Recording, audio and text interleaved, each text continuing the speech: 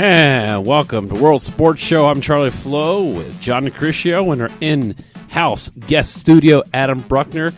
Crisp, cool, beautiful evening in Philadelphia. It's dry tonight, but got a lot of soccer talk tonight. So, how are things, John, with you? Going good. Just trying to work this board here, make sure everything's on and go. It's always good to have Adam in the house. I think the man has played for more professional teams than any Philadelphia athlete out there. Well, I'll have to maybe actually do a trivia question if there's any more ex-professional Philadelphia athletes that have played for more teams than you. I'm sure there are. I don't know if there's as many that have been cut from as many teams as I have along the way in my young years. That's what you said. You tried out for more teams than you made, right? That's true. Yeah, my first step in the door was a long way away from home, so it was a rough road. But so those out there counting, Adam's got a few years under his belt. So that's true. You've been a journeyman. I think it's interesting of all the different places you played. We'll go through more in this interview that you've really seen the growth of soccer in America, North America, where back in your high school and college days, we didn't really have many pro leagues. Yeah, I didn't think the MLS had a chance when they announced it was coming on, and I was wrong. I've been amazed at the way the sport's developed. And yeah, it was very interesting that we turned back the clocks of the mid-'90s. I think the one thing that I missed the most, which I didn't like, now that I like, is the free-running breakaway PKs to decide what overtimes or ties.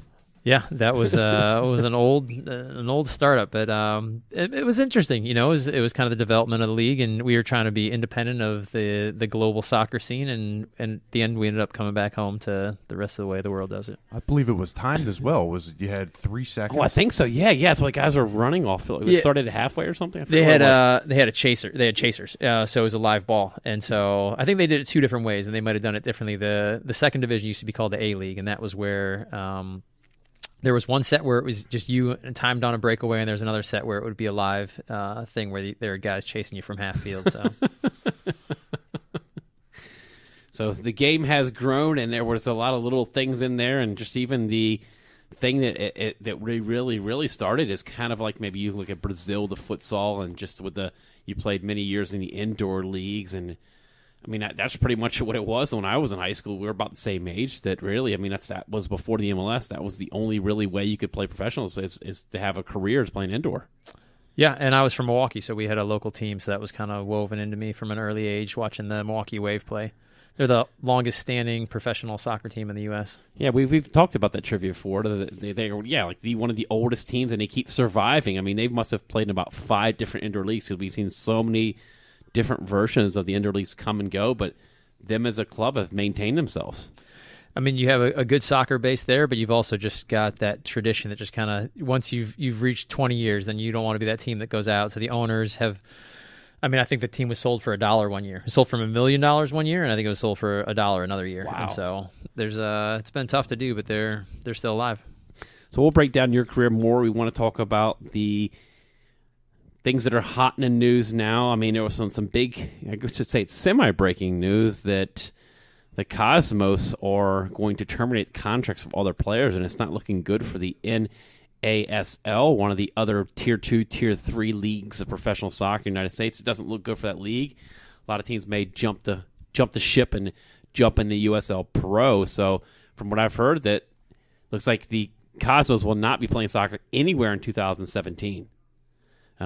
Players have got notifications they will not get paid through December. Their contracts are going to be over with, so it's not a good sign. And I think the one thing that really hurt the Cosmos, not just the NASL, is overpaying players. That's the one tricky thing in these leagues when you're trying to be a second or third division team, that you can't overspend. I mean, you said you've been a part of several teams, Adam, that have folded, and that becomes a thing where you do want to pay your players, but you can't overpay.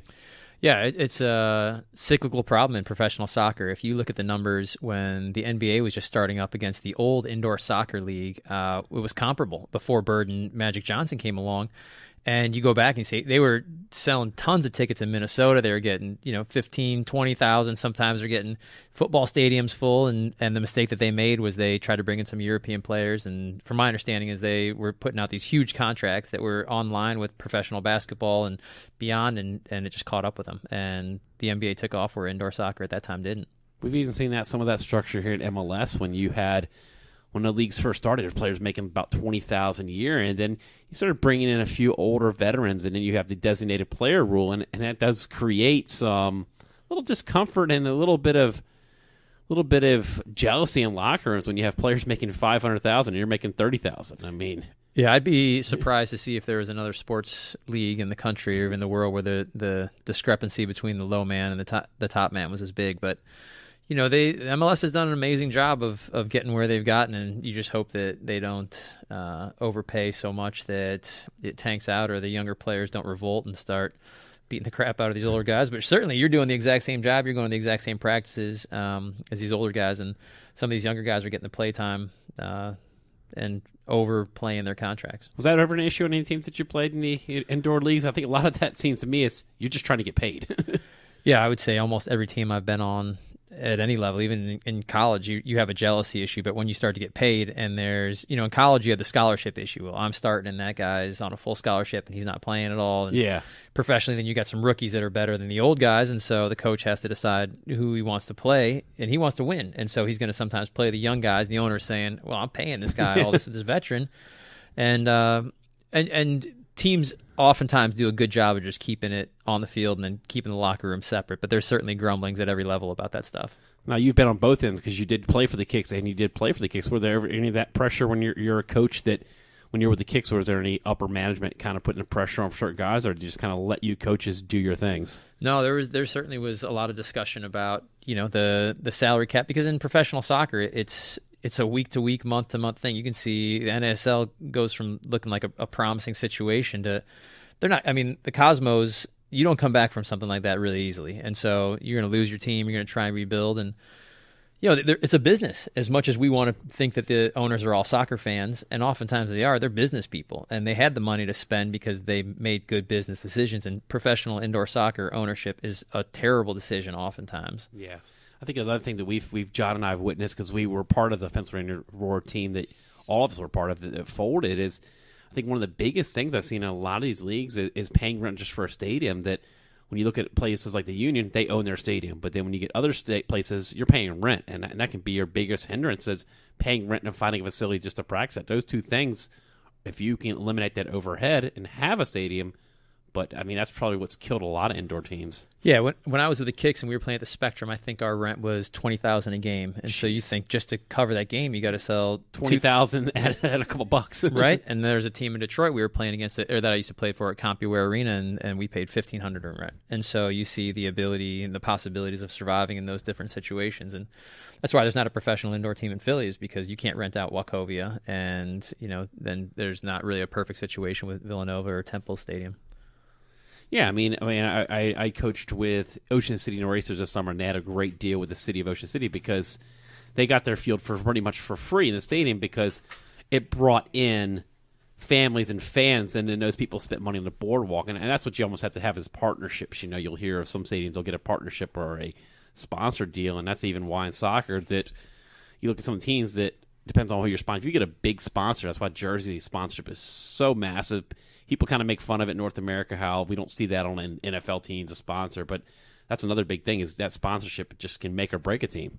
Oh, it's a business. It's indoor soccer and some of these outdoor teams. You're selling every inch of everything that you can do, and it's not just about jersey sleeves and jerseys and the backs of jerseys. It's the field banners and. Man, I mean, it's penny pinching in a lot of ways. You see the NBA's even having these discussions because now with those salaries, they're trying to sell everything they can at every moment. You see every commercial break you go to is sponsored by somebody. And those are the leagues that are big enough that the players kind of push the buck right there. They're pushing up. John and I were just talking about, the show came on before we met you in the green room, that Bryce Harper for the Washington Nationals, he wants $400 million for 10 years. You hear those kind of numbers, and That's absolutely crazy. That's monopoly money. You can't even understand what that. I mean, the irony in that is that there's a demand for it, but that falls back on your ticket prices. Yeah. And so, of course, it's a tough balance because that's the way the market is right now. But those cheap seats are gone forever in a lot of those stadiums. Yeah, cheap seats and even cheap beer. Everything just goes up, and you hear about these ridiculous TV contracts, like, for example, like whoever's got Monday Night Football, Thursday Night Football, you'll hear these deals, these billion-dollar deals, and it does make you wonder where all the money goes. It just kind of circles and circles around and around and around.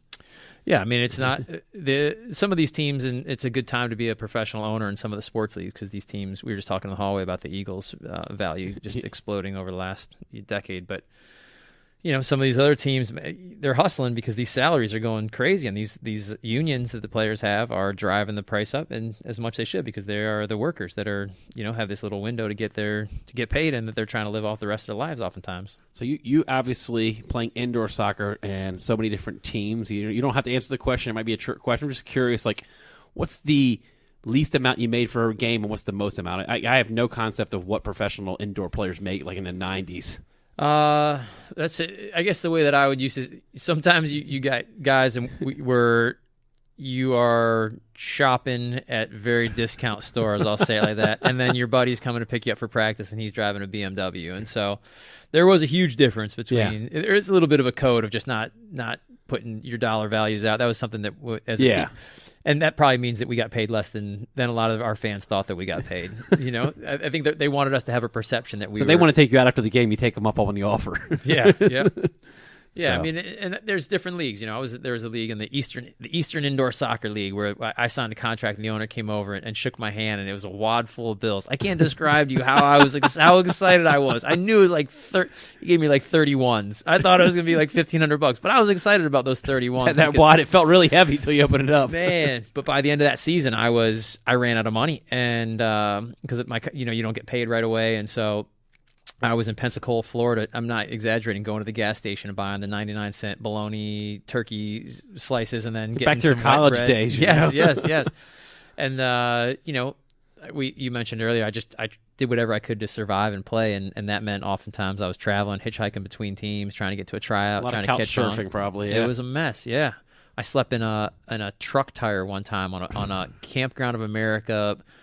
Playground somewhere in South Dakota because I was hitchhiking through the night trying to get home from a soccer trip, and so I was an idiot. That was 1998. So well, even like when you played for the Pennsylvania Roar, was just 2.5 years ago. I mean, you guys were taking buses from Reading, Pennsylvania to like St. Louis, Milwaukee. There was no plane flights in that whole season, was there? Yeah, no, we didn't. When I saw the schedule, I didn't think to ask. I was going to Milwaukee and St. Louis, Kansas City. That's gonna be great. I love flying. There's something about flying when someone else is paying for it that's so special. Kick your heels up. Oh yeah, I had by the end of that season, I bought a styrofoam mat. I cut holes in it so that it fit around the bus seats, and I would lay. Everybody else wanted to sit in the back of the bus. I sat in the first 3 rows.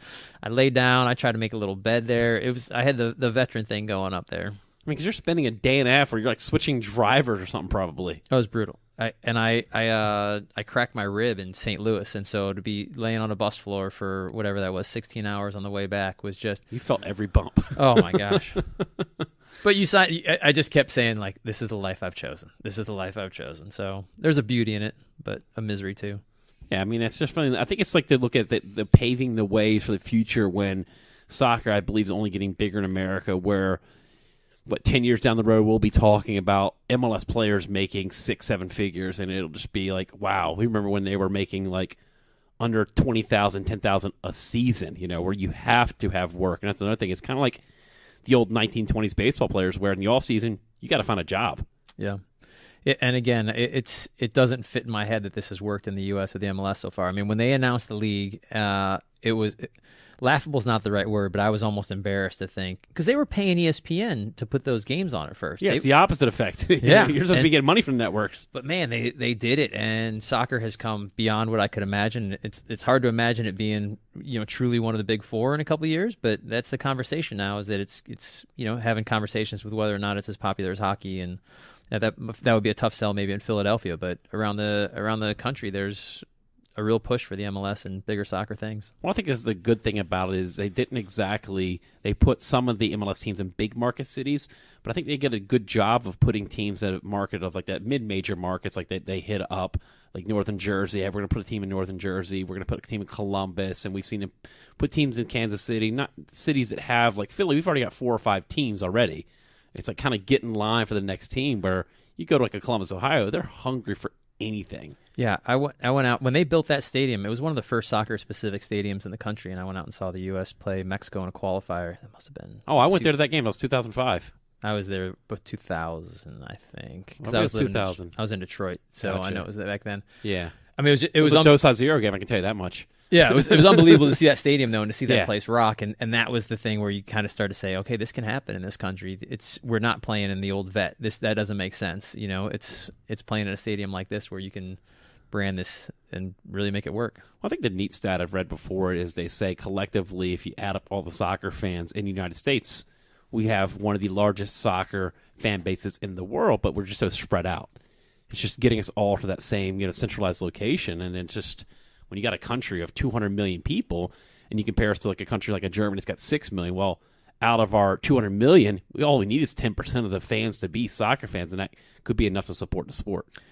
Yeah, I mean, on the other hand, that we're still probably number 5 Yeah. in other countries that, they're going to be 1, 2, or 3 for sure in those rankings of the popularity. So we're still going to lose a lot of our best athletes to the other sports, and we're going to be behind the other countries in some ways. But I don't know. We're kind of in that, we hover between that 10 and 15 world ranking, and it'd be really interesting to see if the fan base carries over to the popularity, which carries over to us getting some better athletes, which puts us in the top 10 in 20 years. I think a lot of it's just getting that spot, getting the sport to play at a young age. Like I didn't get playing organized soccer till like 8th grade because it just wasn't available. I mean, it was basketball, football, track. I did all the ones that were the traditional American playing, and I think but now the availability that kids can actually choose their clubs. When I was growing up, there was no club. It's just you played in middle school, you played in high school. There was no the club base, but now we're seeing these kids in Philly, especially the Philadelphia area. Gosh, you have 30 clubs you can name. Yeah.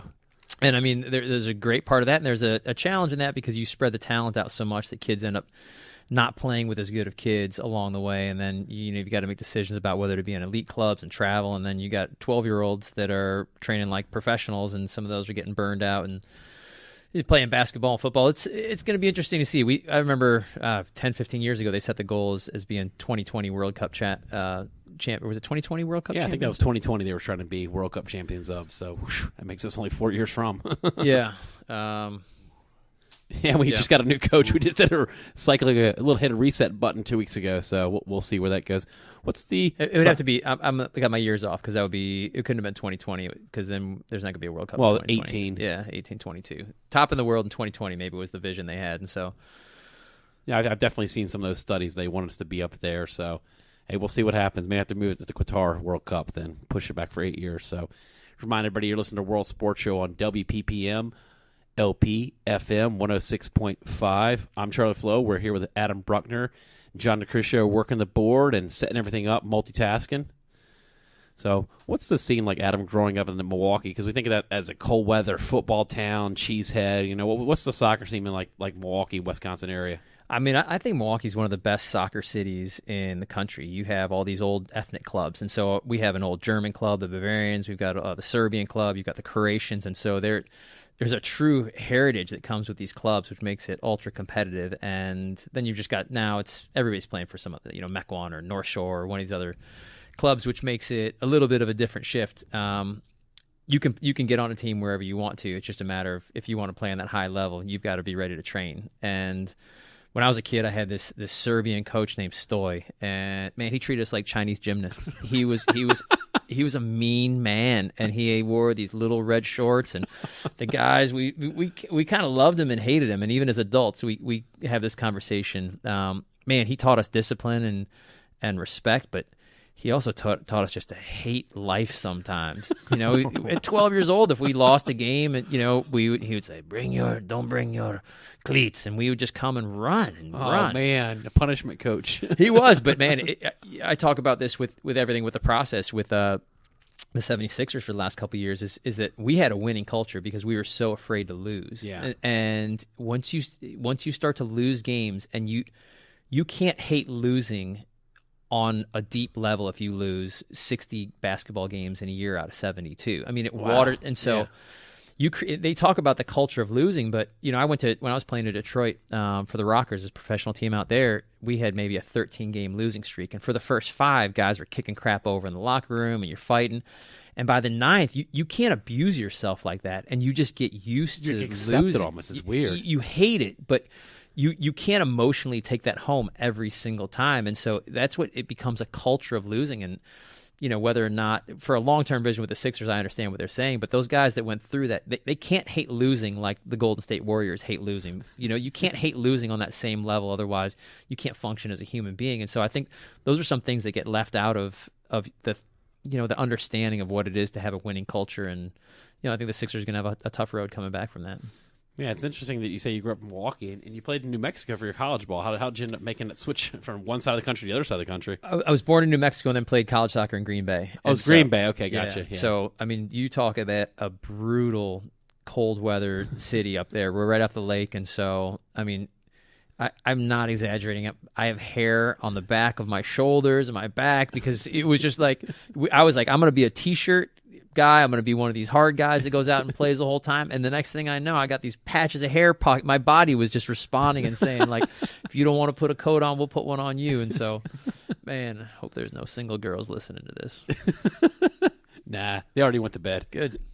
Yeah, we are going to joke on you because you did kind of bring it up there, as you said, single girls, that it is interesting, that when we were reading up on or preparing our notes that you were voted one of Philly's sexy singles. How did that all go down? Do you have to nominate yourself or somebody nominate you? It's weird. Yeah, no, it's weird the whole way through. So I got nominated by somebody else. And there's a guy, Pat Morris, who plays, he's a Port Richmond, Philly guy. Yeah. He's a Philly U guy. And when I got asked if I was going to do it, the laughing thought in my head was Pat Morris waking up with the Daily News and just going, oh my God, what is this thing here? And I promise you, I cannot.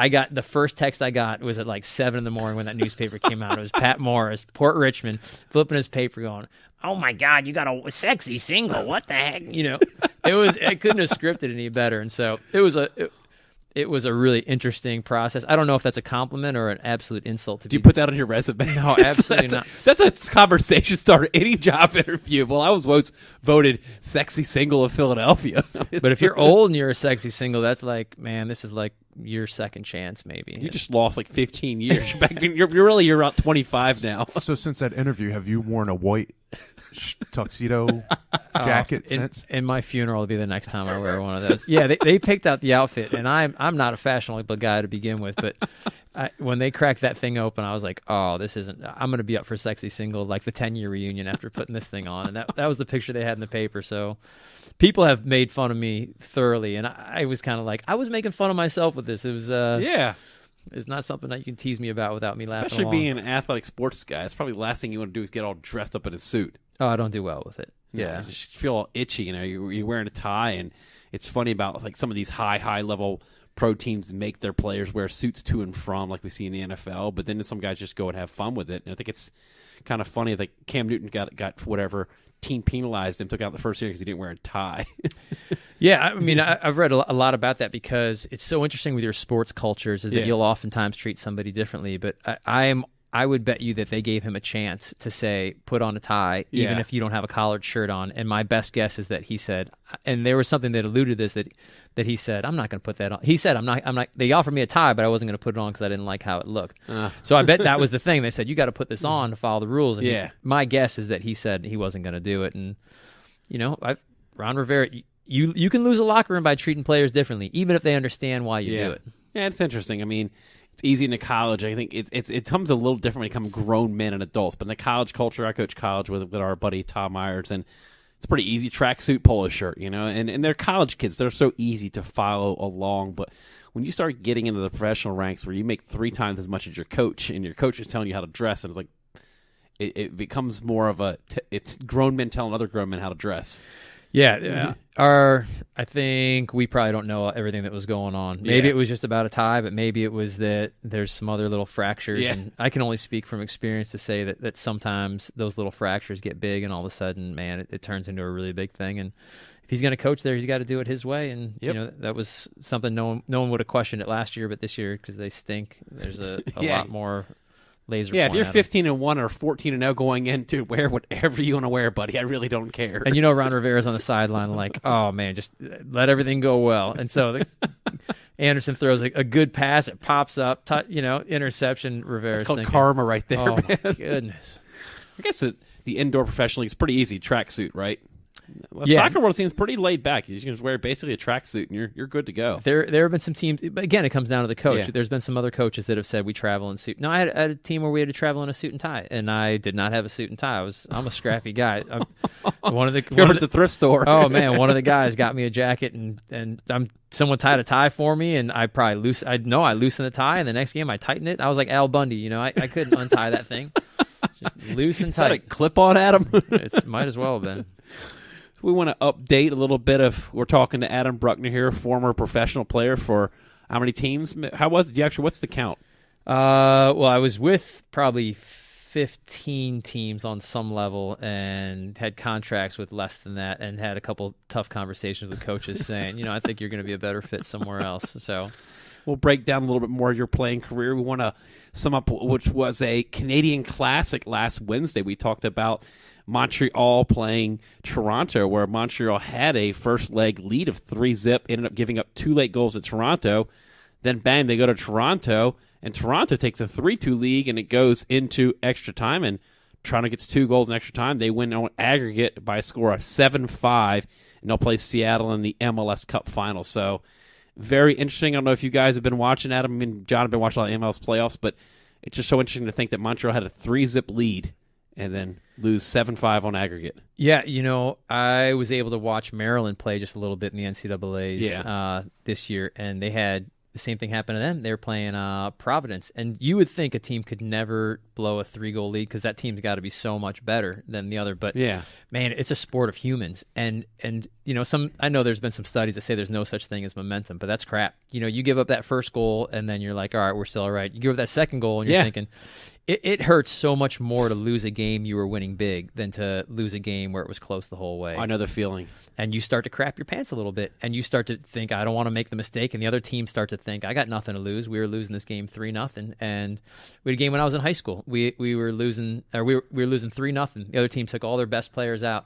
15 minutes left. We came back and we stole the game. We got into overtime and ended up we scored 3 goals in 15 minutes. And jeez, it's the only time you don't see that stuff happen in outdoor soccer. Yeah. I mean, we did see another game actually this weekend, the Liverpool-Bournemouth game yesterday. Saturday. Liverpool's up, was that yesterday? Yeah, it was yesterday, up 3-1.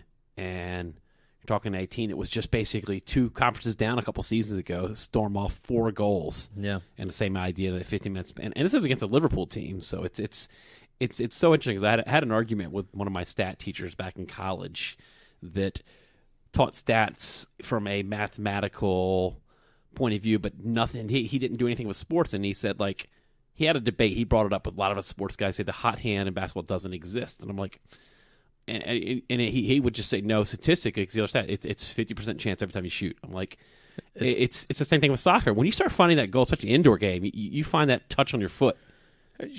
Over the course of a season, statistically, what he said is accurate. But if you've ever played a sport or you've ever known what it's like to feel like you're invincible, or to be on their side, to feel like I just want to go home and cry, just get me on the bus. You know that there are some times that there are runs that you might make that argument in cards, but in sports there is momentum swings, and there are teams that go from the head up too. You have the ability to do it or not do it. Athletes are crazy people. And I'll watch the end of almost any sporting event. I'll watch bowling. I just want to see who rises up and who just wants to hide. And if you watch these games, when there's these momentum swings, sometimes players hide and they just don't want to know. And you don't want to be the guy that makes the big mistake. And even at professional levels, we got in the NBA, even for the Eagles, you've got guys talking about their confidence and losing their head a little bit. Aguilar's a good guy. That's here what in I'm Philly saying. That you drop one, you're thinking that ball's coming, don't drop it. Instead of, I got this, I'm going to score a touchdown. And the same thing happens, like, you make one bad pass, and then that's what you're thinking the next pass, don't make it. And you start overcompensating, and then it's either too heavy or too light. So I played a bunch of years professionally, then I didn't play for 8 or 9 years. And when I came back with Aurora this last time, it was so much more difficult mentally. And there was this little voice that had never been there before where I would hear this, like, don't screw up. And it would almost be like an audible thing. I'd get a ball and it was like, just don't screw up. And your mind just shifts a little bit. There's a discipline. These guys that are excellent athletes in whatever sport they are, their mental capacity to handle stress and just not to give a crap at some point or to be willing to fail at a big level. I mean, it's incredible. So LeBron James is the best athlete, and his ankles are able to sustain, and his knees are able to. But in his mind, and I know he hasn't even been the most clutch player, but he has to be able to handle those moments. And he might actually been a bad example because he hasn't even been that clutch in some of those big situations. But these guys have to be able to handle stress, or they just fold up. And LeBron's even been accused of that, of hiding in some games where he just didn't want to know the big moment. And you're excellent. You're obscenely good guys, your Jordans, just are able to process that, and that's as important as their athleticism. They want all that weight on their shoulders, and that's how they become stars. I mean, was there ever part of the season when you played with Aurora, because it's a 20-game season, where you just kind of started easing in, where your mind started shifting back to your veteran days? Yeah, I mean, my first play, I screwed up and got beat for a goal. That didn't help. I mean, I got on there, I hadn't played, and I was so excited to get out, and I just hadn't scouted this guy right, and he just got me and hit a ball far coast. And you walk off that field, and I can't describe the feeling in indoor, because there's going to be goals scored, where you're walking off the field, and you know everybody's looking at you, you know all your teammates, and they all know you screwed up, and it's like you have to rip your chest open and like restart your heart and say, I have to trust myself, I have to trust the training, and I'm just going to go back out there that next shift. But I changed that next shift, man. I was grabbing the guy's armpit. I had my hand tucked around his shirt.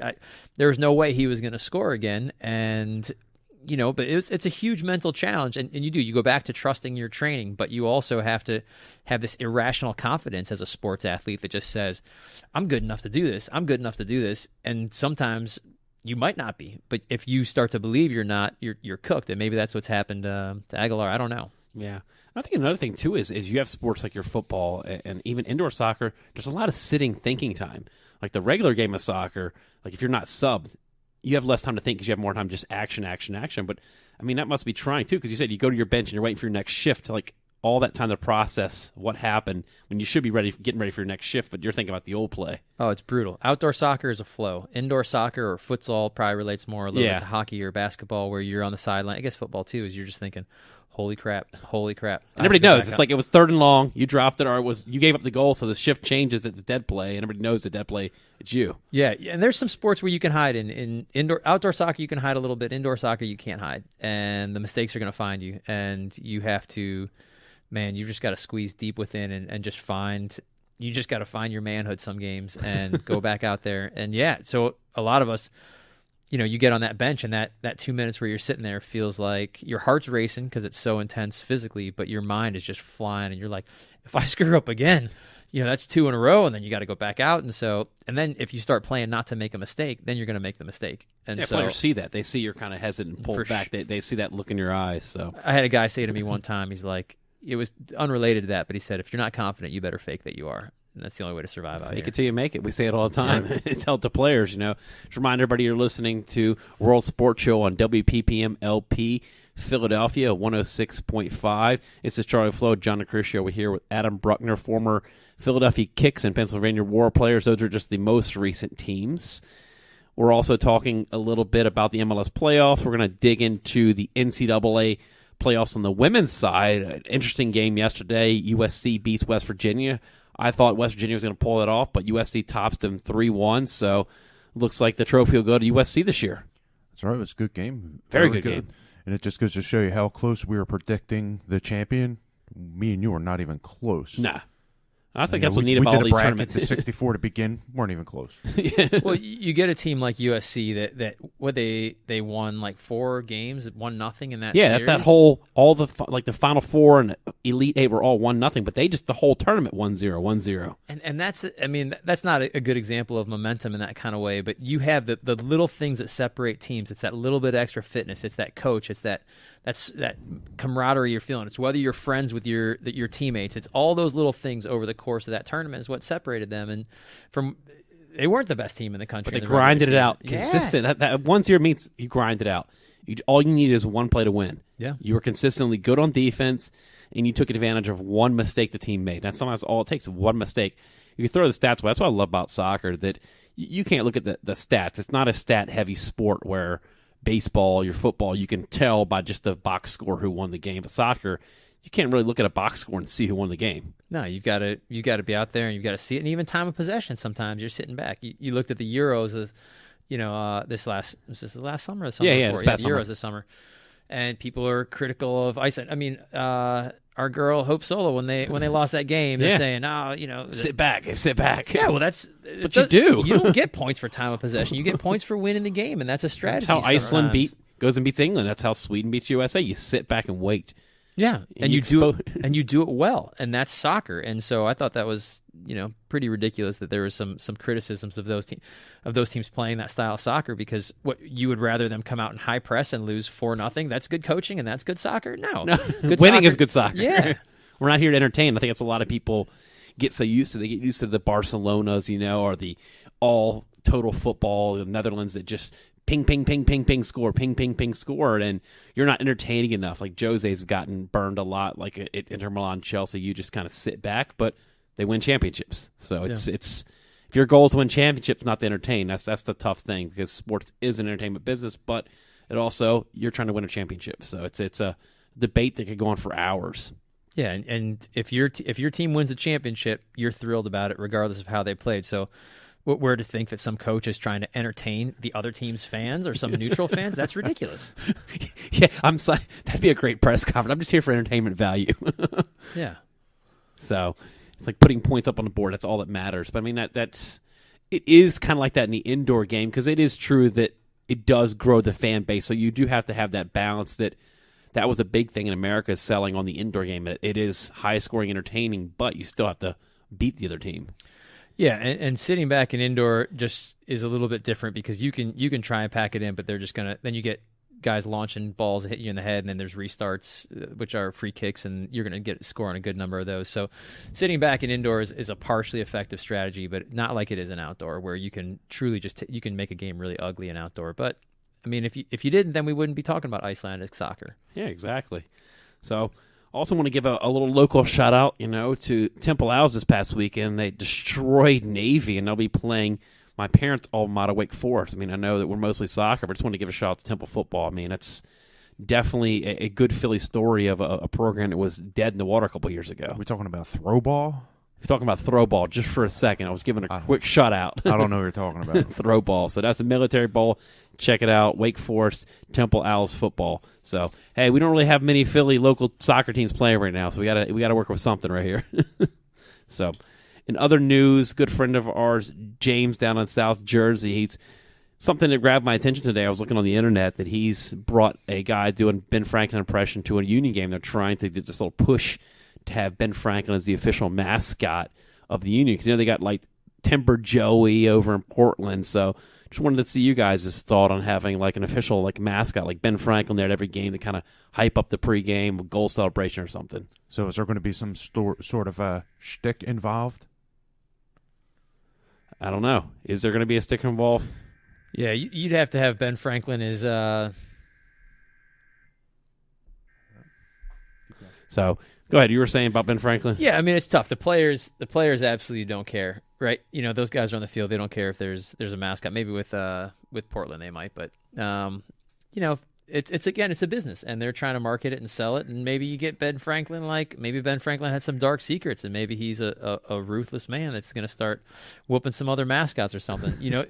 I doubt that it'll just be a tame Ben out there, but based on the Sons of Ben, if they embrace it, those guys have been incredible. Zombie Ben Franklin. Yeah. Really though, I mean, for entertainment value, you might as well try some stuff. Yeah, I mean, fly kite. Yeah, and just in case you guys are in the background, I think they ran a test of the emergency broadcast system, so yeah, no worries. We got a little no emergency. We'll go an extra time if we have to. So, again, everybody out there, you're listening to a World Sports Show on WPPM LP. I'm Charlie Flowe with John DiCriscio and our guest co-host, Adam Bruckner. You've had any experience in radio at all before, Adam? Someone made a podcast called Criminal about About criminals. I ended up like involved in a murder investigation in Yeah. Philly about 2002, and so someone made that into a podcast. So I did a show on that, but that's my only time, I think. So not talking soccer, and this is talking soccer. So, but one of the things that I've read about you can probably refresh me more. We haven't talked a lot about it. I've known you for a couple of years now. That you started up Philly Restart, kind of an idea to help homeless people here in Philadelphia. Now, what was your inspiration, and how did you get that all started? And tell us about what it actually does. Well, it does weave into soccer because, my soccer story is coming out of Wisconsin Green Bay. I really wanted to play professionally and just had a hard time catching on. So I was truly going between all these teams, those 15 teams that I mentioned, where I would hitchhike and train for a couple weeks or a month. And as I would hitchhike or grab a bus or, be on a train, I would a lot of times meet these homeless guys and just thought, man, I started talking to these guys as I'm waiting for rides. And I was like, this isn't what I thought. I used to think, why don't you just get a job? And I started asking the guys, like, why don't you just walk into McDonald's and, turn your life around? And they just said, well, you can't get a job without an ID, and you can't get an ID without a birth certificate, and you can't get a birth certificate without an ID, and you need money for both and an address.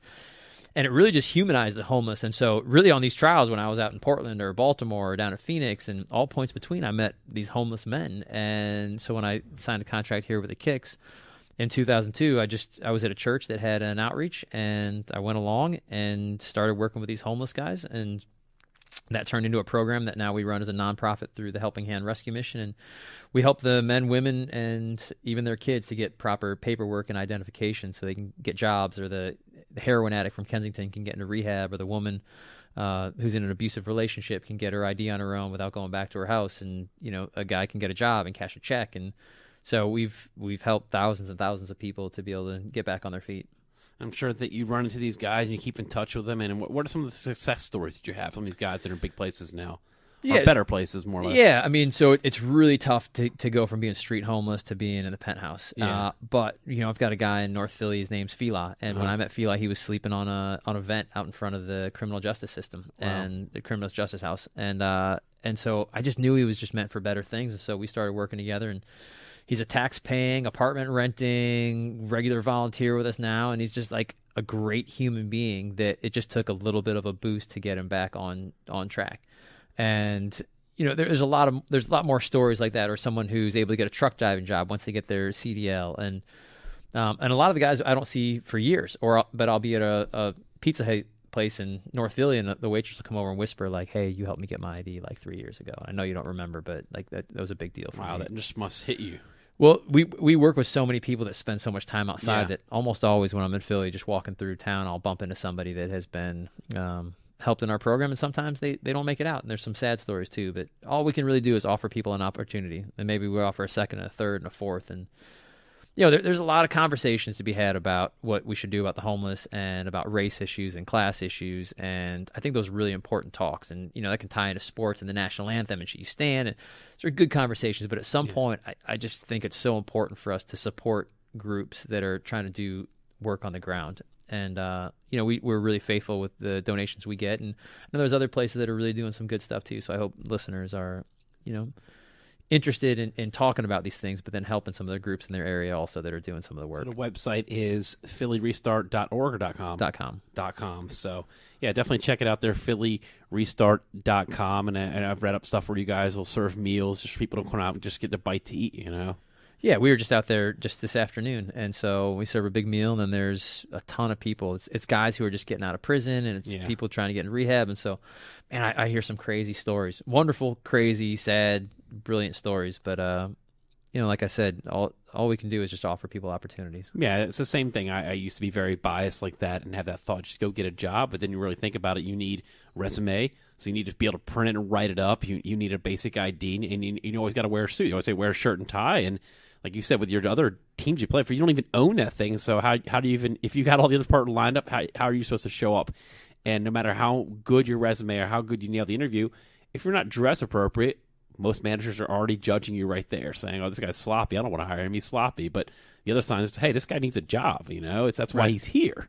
Yeah, if you're the manager at McDonald's and the guy out front panhandling walks in and asks for a job, you're going to say no. Yeah. But if you can get him up to a place like Broad Street Ministries up in North Yeah. Philly, he sets up a mailing address, he comes and gets his ID, Yep. he gets some clean clothes, another place gives him a shower, then he's got a shot. All he needs to be his parents for that like half an hour just to get that foot in the door, and it's just such an opportunity. Yeah, it's it's tough. And then you've got a city where it's there aren't just jobs at McDonald's that are wide open like that. And a lot of our guys have felony convictions, and so sure, they've made big mistakes, and we're just trying to. There's some great places working with guys that are in tough spots, and we're just one little small spot along the way. Yeah, I think it's just such the stigma behind it. Just it frustrates me personally. Must frustrate you too. That when you hear of people having a tough time getting jobs, is all these hurdles that we're putting up. But then people complain about the homeless. I'm like, well, then why are all these hurdles in their way?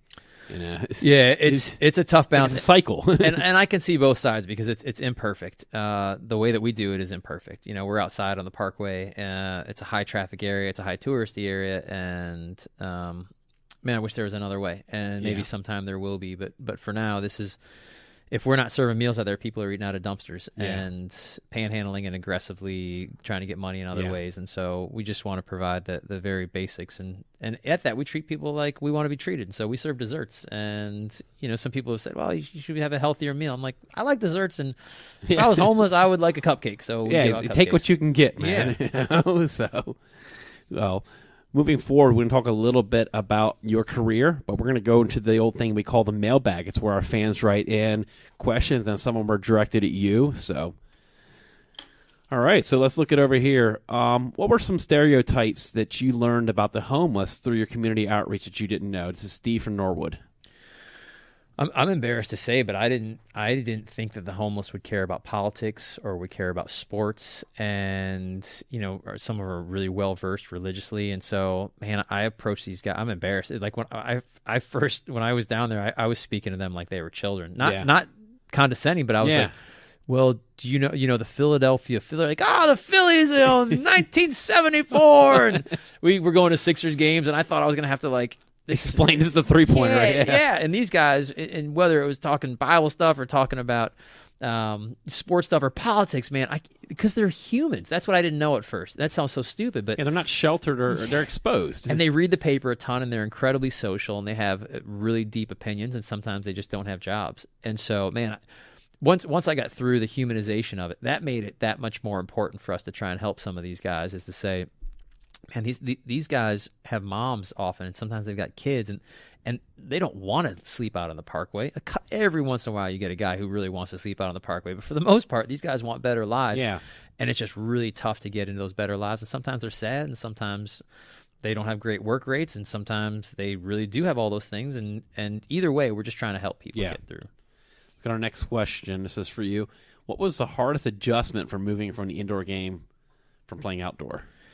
Man, it's the pressure. It's so nerve-wracking because you're outdoors, and man, I think in a college season, maybe you might have the responsibility of giving up one goal that was your fault, and you have time on the ball, and it's this beautiful free-flowing game, and you get an indoor, and you can't touch the ball twice without having somebody pressure you, and so if you have a touch that's not clean, man, that guy's going to steal the ball and he's going to go the other way, and you're walking back to the bench. It's hard to, like you said, fake it then. Yeah, and so it's just you have to be so clean and so focused, and you have to deal with pressure. There's such a different pressure in indoor than there is in outdoor because of the intense speed that you have to play at, and so you truly have to think to yourself, what am I going to do if this ball comes to me right now? Where am I going to go? You got to make your decision before you got it. Where in outdoor, you can kind of just pick your head up, you take a touch, and make decisions. There's always somebody open.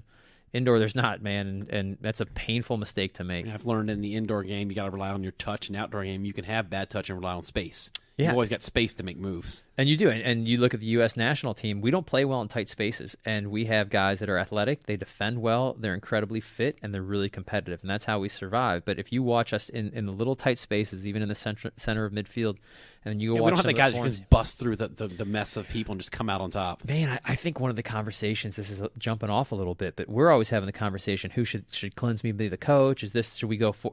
I think one of the conversations at the center of our midfield, and is Michael Bradley the guy you're going to build around for all these years? And is he a special central midfielder in the way that, I don't know. That's a tough spot that he's in. But we'll find out in March. That's when it's going to come the crunch time for qualifying. It wouldn't shock me if he wasn't our starting center midfielder. Yeah, I think that arena's got a lot of responsibility, and he's got extra pressure coming in down already 0-2 in the hole. I mean, you're not just thrown in there, but you're thrown 8 games to go, and you pretty much got to win most of those to go through. Well, at least he didn't come into the hardest schedule. He's got a couple cupcake games coming up. He could just get his feeling back, get his feet on the ground. But but he has that experience. I think that's what we've talked about. He's done it before, right? Klinsmann was trying to build this European model to play against European teams, but you got to build CONCACAF. You got to know who your competition is. Same thing when you played indoor. It's you build a team. You got to build a good indoor team, and I'm sure you saw in all the different teams that you have, teams that were successful, and teams that weren't. That you got to have those guys that are good in tight space. You can't say, "Well, you were All-American at such a university Division I school. How come you can't hackle?" Well, this guy might be 6'5" and big and impressive, but he can't move the ball. And it's we're a different generation of players now. Where our younger guys. I think maybe my generation was first. Now these generations, it's coaches have to be liked now. I mean, you can't have this old. I'm not saying Klinsmann wasn't, but players respond better when they like their coaches and when they're. They want to work hard for it because they like you. They want to please you. I've noticed that with coaching styles of different. Even coaching girls versus coaching boys and young women versus men, that you really want to make your players happy and please them and show them value. And if you don't think having a coach that you like matters, look at the NFL. These are the toughest, best athletes in the world, and sometimes they quit on coaches, and there's only a few minutes of action in a game, and sometimes they're not working as hard because they can't stand their coach. Yep, they want to get out. So, next question. This is actually directed at both you guys, kind of a general question. Thoughts about Andre Blake being named into the best 11 by the MLS? Tammy from South Philly. I think I start well deserved. He had a great season. Union got into the playoffs. He had a lot to do with it. I can argue MVP of the team. Very good goalie. And starting 11, that's good stuff. Hopefully see next year. Yeah, it'll be a test of his character because he's obviously played exceptionally well, but is he as good of a goalkeeper as he can be next year is no. And I think if you look at his feet, he can improve. And I think that's an incredible compliment to him and an incredible challenge to him is to say, will he stay hungry going into next year and maybe work on cleaning up his distribution a little bit. And man, so he deserves all the credit in the world, and I hope that he comes in and says he wants to be 2-time, 3-time, 4-time on that list.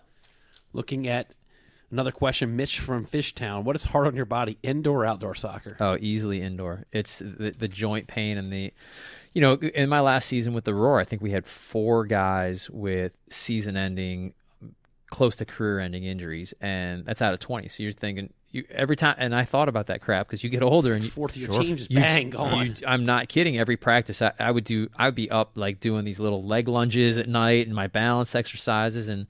In our second game, we had a guy dislocate his knee. I remember that. And that was brutal. That's etched in my mind. And you think, that's not just a soccer changing. That's a life-changing experience. We had another guy, I passed him a ball in practice. He was an incredible player. I just heard it pop. His ACL just went. He just took a touch. Another guy, spiral fracture of his shin. And so just the trauma of the close space and the unforgiving nature of those fields and the sometimes poorly assembled fields that come when you have these little rickshaw turf fields put together. Man, it was brutal, and it just hurts a lot more to fall on. So over the weekend, Liverpool had a 3-1 meltdown. Do you blame the players or the coach? Jim from West Philly. You can go take that one. Yeah, I was just thinking about this recently. Coaching in soccer is so much more preparation than it is in football, where you're making all these adjustments in the game and you're calling plays. I mean, that's on the players, and coaches maybe can make a shift But I think the players would raise their hand too, and I'd be surprised to a man if one of those Liverpool guys said, he should have. I think blah blah blah. I think they would have said, what, we just didn't step up to the challenge, and at the same time, the other team did step up. Yeah, exactly. Who will win the MLS Cup, Seattle or Toronto? This is no name on it, just an email. I believe whoever has the fittest striker, compared to I think both took injuries during the semifinals. Yeah. Giovinco and Jordan Morris. So I didn't see an injury report yet, but I'm going to say whoever's got the fittest striker, I think that's a game changer there. Both candidates for MVP of the league, Rookie of the Year. Again, whoever I pick will be wrong because I've been on a terrible roll the last Well, I'll just go ahead and settle here. it. I'll pick Toronto. I've been on a hot streak. So I'm going the other way. I'm picking Seattle, and we'll just make that a friendly wager, and we'll see. Yeah, we'll be talking next week. So fans out there, That'll be 8 o'clock on regular Fox, not anything special. It's a channel that everybody gets, even through the old bunny ear. So anywhere, Thank goodness. Yeah, it's neat to see MLS Cup final on broadcast television. Not like I have to go into my 800s and my TV style. Are we going to get the drama of extra time? We may. I hope so. Free soccer, man. When it's a final that I have no allegiance to either team, I get greedy. Have you had those days where you were watching Telemundo, trying to watch? You're finding games on Spanish channels. Oh God, yeah. Ray, what was that Italian channel? Was that Ray or something? Yeah, it's RAI. Yeah, dude. I remember watching like AC Milan back in like the '90s on channels coming in like black and white. I'm like, hey, it's soccer.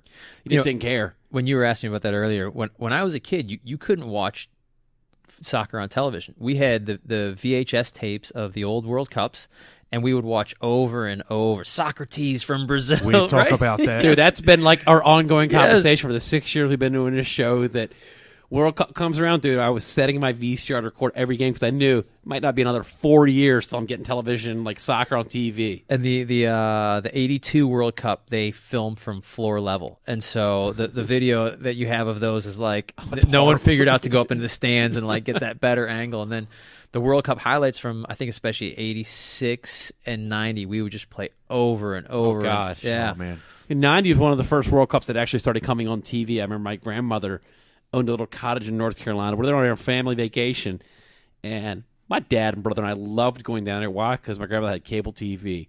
I remember I was one of the first World Cups where all the games were on, like on ESPN 2 and 1. It was just, we were just glued to the television set. And it's one of the first World Cups that really started reaching the broadcast. It was kind of the preempt for the '94. And then after '94, it just became spoiled. Yeah, we '94 was fun. I was out in Milwaukee, and we went down to Chicago and watched the opener, and then we got a couple.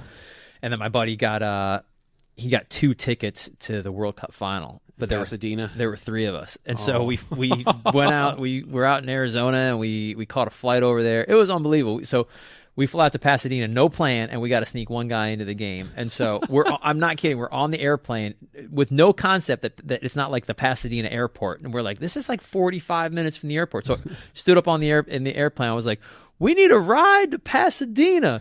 Someone takes us over. We end up sneaking my buddy in the first gate. He wiggles through this second gate. We get in the game. We got the third guy in. Our flight flies out the next day. We got nowhere to stay that night. And so we just go. There's this incredible parade. The game was pretty average, but the parade afterwards was amazing. Yeah. Help some guy fix his car, gives us a ride.